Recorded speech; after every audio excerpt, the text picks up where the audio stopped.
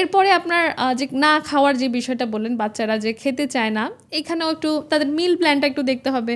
আসলেও কি মানে বাচ্চা কি প্রপার, মানে আমি কি আমার এক্সপেকটেশনসটাকে বাড়িয়ে দিচ্ছি নাকি, যে বাচ্চার আসলে এতটুকু খাওয়ার কথা কিন্তু আমি অনেকগুলো খাবার প্লেটে নিয়েছি সেটুকুও খাচ্ছে না নাকি, এটা একটু দেখতে হবে। আর হচ্ছে আপনার যখন আমি বড় মিল খাওয়াচ্ছি তার আগে ও কি খাচ্ছে, ও কি দেখা যায় বাচ্চারা, ছোট বাচ্চারা দুধ খায়, দুধ খেলে দুধ কিন্তু খুবই ফিলিং একটা খাবার, সেটা খেলে কিন্তু আপনার পেটে মানে থাকছে, বিশেষ করে ফর্মুলা দুধ যদি সে খায়। তো ফর্মুলা দুধ যদি ধরেন আপনি 4 আউন্স দুধ তাকে খাইয়েছেন, তার একটু পরে আধা ঘন্টা পরে যদি আপনি ভাত নিয়ে যান তাকে খাওয়াতে, সে কিন্তু খেতে চাইবে না, ইজিলি ও রিজেক্ট করবে বা অল্প খেয়ে আর খাবে না।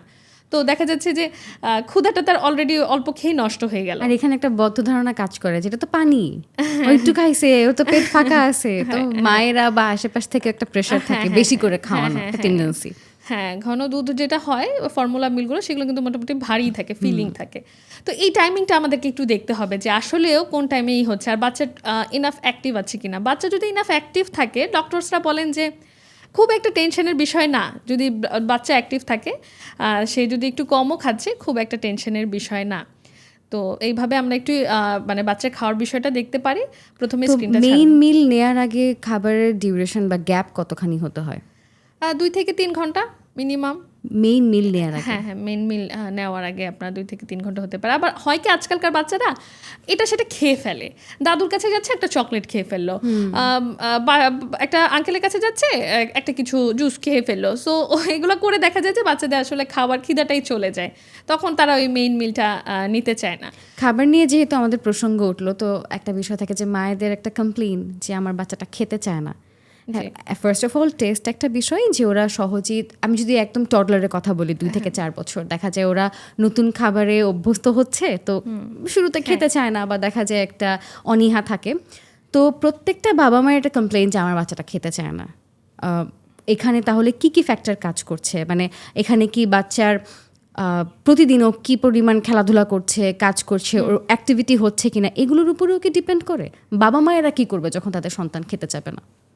আচ্ছা, বাবা মায়েদের অবশ্যই এখানে ধৈর্য ধরতে হবে। প্রথম কথা হচ্ছে এটা, কনসিস্টেন্ট থাকতে হবে, খাবার নিয়ে চেষ্টা করতে হবে, আর একটু মানে খাবারটা কী রকম হচ্ছে সেইটা একটু বুঝতে হবে, যে আসলে কি একঘেয়েমি হয়ে যাচ্ছে খাবারটা, নাকি একটু ব্রেক দিব।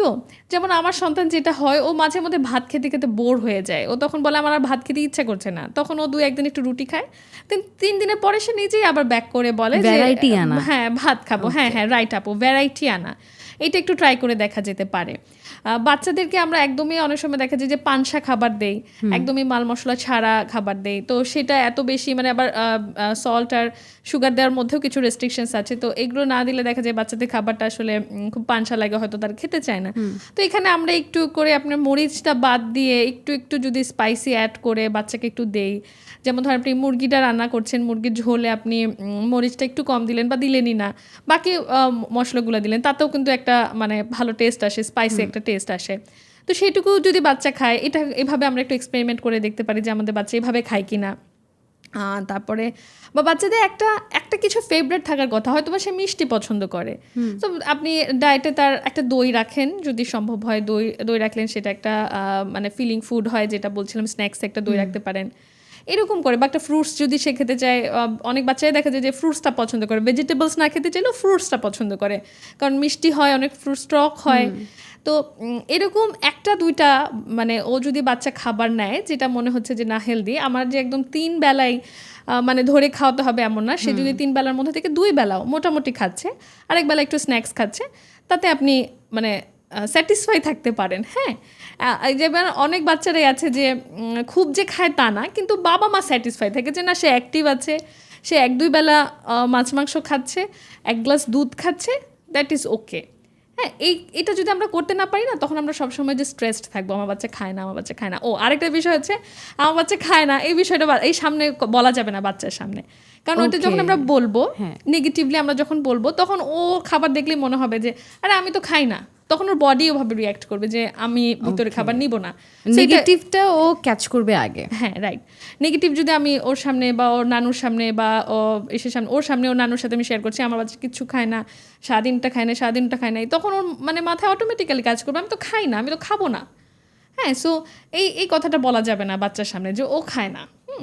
এরকম করে একটু ম্যানেজ করতে হবে খাওয়ার বিষয়টা। তো ধৈর্য, ভ্যারাইটি, এই সব কিছু হচ্ছে বাচ্চার হ্যাঁ, খাবারের একটু ক্ষেত্রে। পজিটিভ রিএনফোর্সমেন্ট, যে মানে নেগেটিভটা না বলা, ও খেলে সেটাকে একটু প্রশংসা করা, বা তুমি খেয়েছো, তুমি স্ট্রং হচ্ছ, এইভাবে একটু চেষ্টা করে দেখতে হবে যেন বাচ্চা খায়।